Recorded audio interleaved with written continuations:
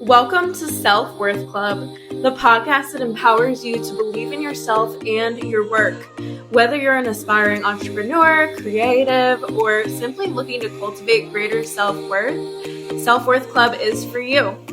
Join us each week as we empower you to believe in yourself and unlock your full potential. Hello, and welcome back to Self-Worth Club. I am so happy that you're here. Today we are talking about money mindset.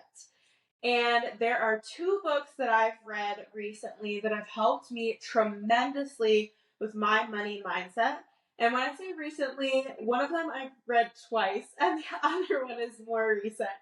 But these are You're a Badass at Making Money by Jen Sincero, and second, Rich Dad Poor Dad by Robert Kiyosaki.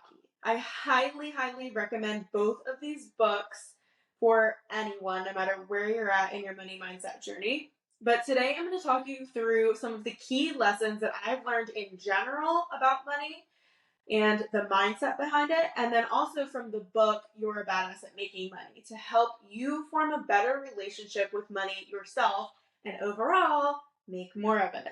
So I think I'll end up doing a part 2 on Rich Dad Poor Dad in the near future, and also include any questions or topics that you want me to hit on, so make sure you DM those to me. But I want to make sure I keep this super concise and within our 10 to 25 minute episode limit. So that's why I'm going to do the part 2, because I just think we've got a lot of good info to cover now. And again, I don't want us to go over that. So with that, let's jump right in. First, I think it is super important to have a firm understanding that money is energy, just like you and everything around us is. So if you're sending mixed signals to the universe, you're going to get mixed signals back. And I know for some of you, this may be pretty woo-woo, but it's the truth. And I know that you've seen examples of it firsthand play out in your own life. Those mixed signals are a chaotic vibration being sent out. And this is going to lead you to get chaotic results, that up and down wave of money that you might be used to. So to get a little deeper, chaotic vibration is when the energy that flows in and around you is vibrating in a state of disorder and confusion, which conflicts with your own unique vibrational frequency. Your personal energy receives other energy like a television. So when there are lots of conflicting signals coming at you all the time, how can you expect to sync up with like-minded vibrations? In order for real success and wealth to come your way, 3 things have to be in total alignment. This is your thoughts, your beliefs, and your actions. So let's take a look at these one at a time. First, your thoughts. When you think about anything related to money, what kind of thoughts come up for you? Most people say, I want more. I want to make more money, of course. But what else is there? For example, are you comfortable making a profit, a big profit? And that word profit, it makes a lot of people wince thinking about making big money or charging big money. If your thoughts are, I just want to break even, I don't want to be rich, I don't really care about money, then you're out of alignment. So the question is, do you think that you're worth the investment that your clients make to work with you? Or do you think you're worthy of the money that you dream of having, that big money? Or the money that would come with your next promotion at work? Do you think you're worth it? If not, you're out of alignment. The next thing, your beliefs. So you might think that these are the same things, but they aren't. And I'm going to give you some examples. So if you think you want more money and lots of it, but secretly believe that all wealthy people are scumbags, then you're out of alignment. If you think that your clients should be paying more, but you believe your colleagues are greedy when they raise their prices, you're out of alignment. You need to be hyper alert to the little nagging bully voice that you have in the back of your head that whispers mean things to you when good money comes to you, or to people around you. That says a lot as well. It's going to undo your success every single time and keep you in that cycle of barely getting by, living paycheck to paycheck. Finally, we're going to talk about your actions. So if you think that clients should pay you more and you believe that you're worth it, but then you let them get away with not paying you what they owe you, you're out of alignment. Or if you accept less pay for a job that you know should be worth more than that, or that you know your coworker is receiving that higher pay and you accept less, you're out of alignment. If you think that self-care is critical for your clients and the people around you, and you believe that they can heal with healthy practices, but you work 60 hours a week yourself, you're out of alignment. Get it? Anytime these three things do not line up in your heart, your mind, your practice, you will sabotage your own success every single time, consciously or unconsciously. These are probably some things that you're currently doing. Really take a deep dive.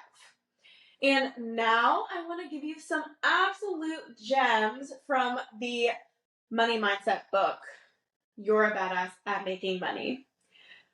Here's a quote from the author, Jen, to kick us off. Making money is like having sex. You're supposed to know what you're doing and be all great at it, but nobody teaches you anything about it. And you're never supposed to talk about it because it's inappropriate, dirty, and not so classy. Both money and sex can provide unthinkable pleasures, but we're ashamed to admit that we want it. And we will do things and people we're not specifically into in order to get it. Such a funny comparison, but like, damn, is she right? So takeaway one from this book is that money is awesome. If you don't have the right attitude towards money, you're not gonna make any. So I need you to cut the following things out of your mind and from your vocabulary for good starting now. And they are: I can either do what I want, what I love, or I can make money. No. Money doesn't buy happiness. You need money to make money. No, you don't. I can never save. My family isn't rich. I'm always broke. Money is the root of all evil. I don't deserve wealth. No. Cut it all out. None of these things are true. I'm telling you, 1010%, no matter who you are. This is not true. This is not part of your vocabulary. Do not even think or say those things ever again. I didn't even like saying that out loud that time, just for the point of it. So you need to know money is something that will allow you to afford and experience everything that you want to experience.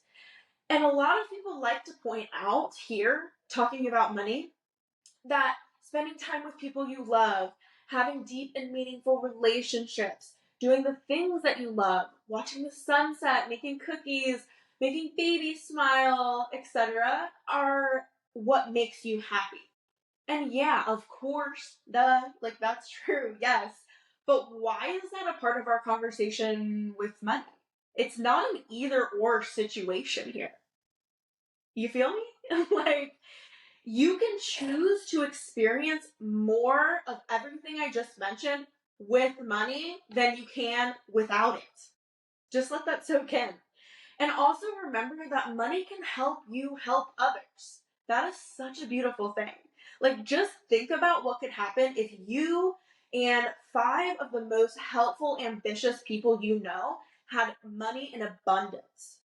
Imagine all of the wonderful things you could do and people that you could help with it, you could impact with it. That's so cool to think about. All right, and takeaway 2 from the book is watch your thoughts and your mouth. I talked a little bit about this, but I'm going to go deeper. And this is that our beliefs are brought to life and anchored by our reality through repetition. What you think and what you say is so important in this. So important in making money. So let's say that you're in school and your teacher tells you that you're hopeless when it comes to math. To most people, this would be devastating for their future results in that subject. So it would literally shatter all of their self-confidence and make them accept that they're not good at it. They're not good at math. And we do the same thing to ourselves too. Like, and probably more often.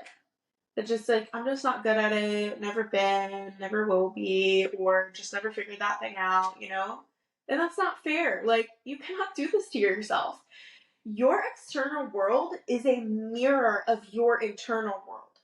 So if you think that you're a loser, you're not good at math or this or that, everyone else will as well. And that's what you're putting out to the universe. That's what you're going to get back. This goes for your words too. You wouldn't let anyone else say those things about you that you say to yourself. So stop saying them to yourself. Next time you say something negative like that, I need you to really think back to this conversation and catch yourself and reframe it, okay? Maybe you're not great at it right now, but that doesn't mean you can't get better. Reframe it and tell yourself, like, I can grow, I can learn, like, I can be good at this, and I'm working towards it, no matter what it is. And I want to give you a look into an example of someone you probably know, and that is Jim Carrey. So, he was once a broke stand-up comedian living in Los Angeles, and a great change happened in his life when he decided to think and act more positively. He focused on imagining things like having directors interested in him, having people that he respected coming up to him, telling him how much they loved his work, and he would say things like, I do have these things, I just don't have a hold of them yet, but they're out there. He believed that it was there, it was waiting for him, it was already his. He just had to keep going. And in addition to that mindset shift, he wrote himself a check of $10 million dated for 3 years in the future. And that money was for acting services rendered. He always carried that check around with him. And guess what? A few months before its due date, he got the co-lead in the movie Dumb and Dumber, and he cashed in that check. So I want you to do this. As soon as you finish this episode, it's a little bit of homework for you. Write your future self a check in the area that you want to make that money in. No matter how much money it is, the date that it is, I'm writing myself one after I record this. I've done it before, but I'm like so much more in tune with my money mindset, and it's just such a powerful exercise. I'm writing myself one after this, and I'm going to date it for a year from now. I'm going to go 3 years out. Make it what you want it, and carry it around, put it on your desk, frame it, put it on your wall. I don't care. Put it somewhere it's going to be in sight for that time frame. And really, let's make it happen. So, takeaway number 3 is that you have to take a leap of faith. So, in the book, Jen talks about how inside of us, there's a little prince living. And this little prince wants to keep us safe and in a known area, also called your comfort zone. So if you've never tried out investing before, for instance, this little prince will hide inside of his castle and tell you that putting money into stocks is risky. It's scary, and it's something that we don't do. So if you want to acquire a healthy financial life, you have to dethrone this little prince and take back your kingdom. Don't let your mind keep you in your comfort zone. We don't have to live there anymore, okay? When it comes to changing your life, if you're not scared, you're doing something wrong. Like, life is about taking these big chances, these big risks. And an important part of taking a leap of faith is that you have to be willing to spend some to get some. And this goes for investing, entrepreneurship, acting, YouTubing, sports, etc. One area where you shouldn't act like a cheapskate is when it comes to personal coaching. A coach can really help you take shortcuts on the learning curve so that you can reach your goals so much faster.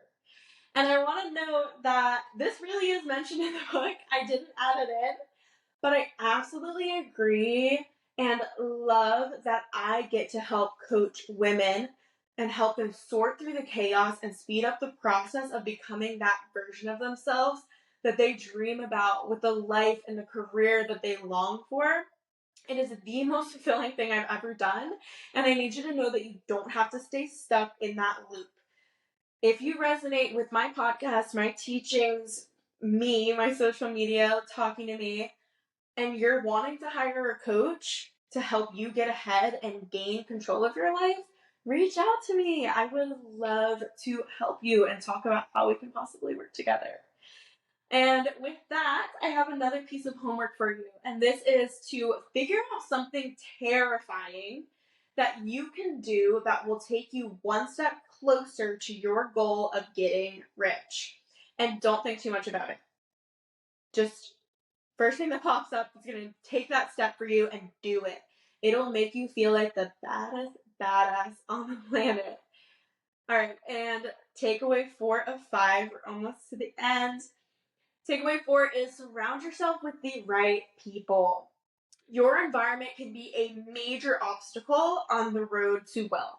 The people that you surround yourself with on a daily basis is the most influential part of your environment. And if you truly want to grow, you have to hang out with people that you can learn from, who know what they're doing and where they're going, and who have the right attitudes and mindsets. You can't just keep hanging around the people that you feel comfortable with.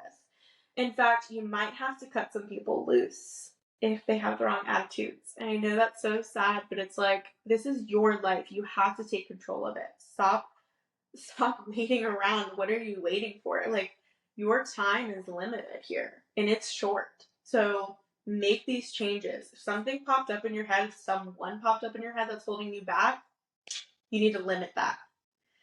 And obviously you can't help if it's your parents or like your best friends since childhood, if they have the wrong attitude towards money and life. But like, if you want these things for yourself, then you have to limit the influence that they have over you in your everyday life.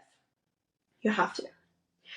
And takeaway number 5 is chunk your tasks into bite-sized pieces. This is something I help my clients with so much because it is so important. The mission to build a successful business, to become a great investor, or become an elite athlete is a huge task.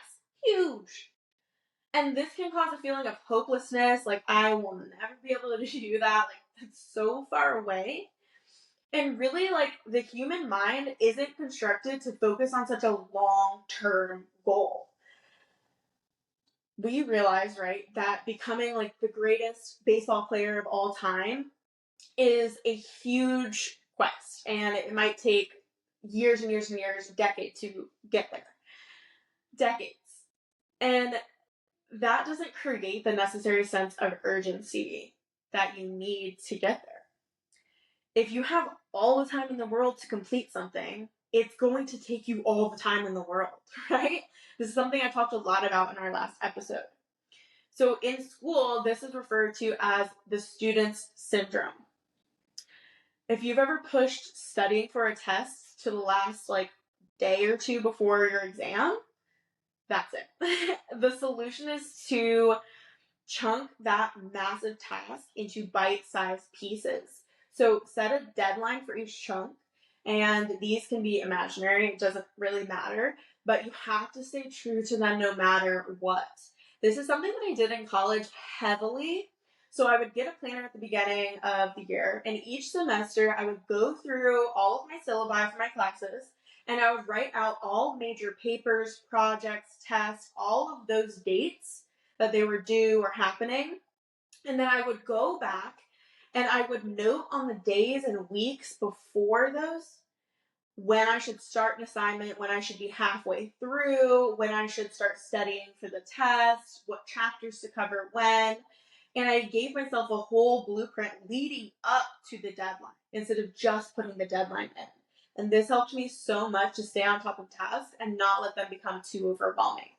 You can do this with your everyday life. It doesn't have to be that you're in school and have these deadlines. You can make you can create this for yourself just from your goals and then chunking them down into bite-sized pieces and then those into the timeline. This causes urgency and increases your motivation because it seems so much more reasonable to get your first client next month than it does to build $1 million business in the next 5 years. You see what I mean? All right, so those are the main takeaways, and your homework recap is to, 1, write yourself that check literally right after this. If you don't have a check, go onto Canva, type in like check template, create one, whatever, print it out. And then 2, figure out your something terrifying that you're going to do right away. To close this out, I want you to say this with me. I am worthy of making more money than ever before.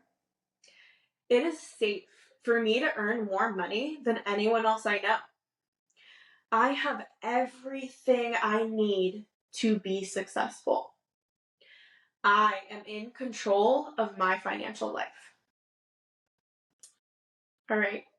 That is a great set of affirmations that you can jot down and read out loud every single day. Let's just call this part 3 to your homework. And that's a wrap. I hope that this helped you shift your money mindset and that, the activities really help too. If you have any questions or topics that you want me to hit on in the next money mindset episode, please DM them to me on Instagram. And don't forget to share this episode and tag me in your posts. I'll see you next time. Bye. P.S. If you love the vibes here and got something out of listening today, please screenshot and share on your story. I'd love to be tagged and hear your thoughts. My Instagram for the pod is @_selfworthclub.